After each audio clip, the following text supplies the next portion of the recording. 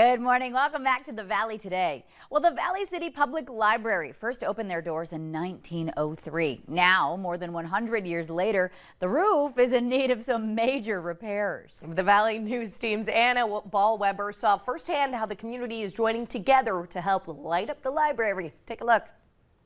120 years ago, the Valley City Barnes County Public Library was built.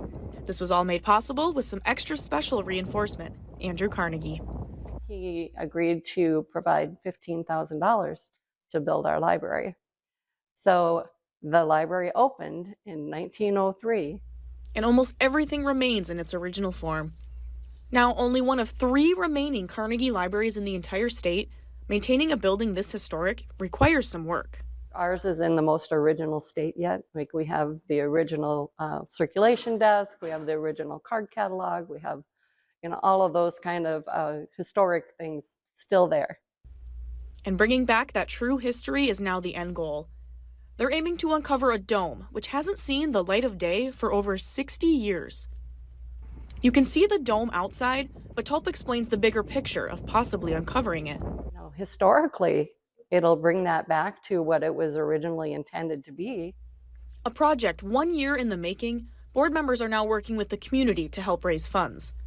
The board president says they're restoring a 1900s building, but making sure it functions in the 21st century. We have a gym, and after 120 years, it's worth preserving that gym.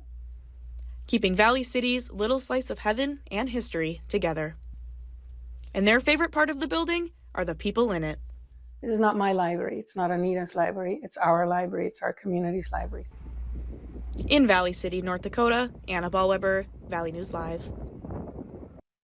The community has already raised $70,000 of their nearly $400,000 goal. They're hoping to start construction in May this year and hopefully complete it at the end of the summer, they say.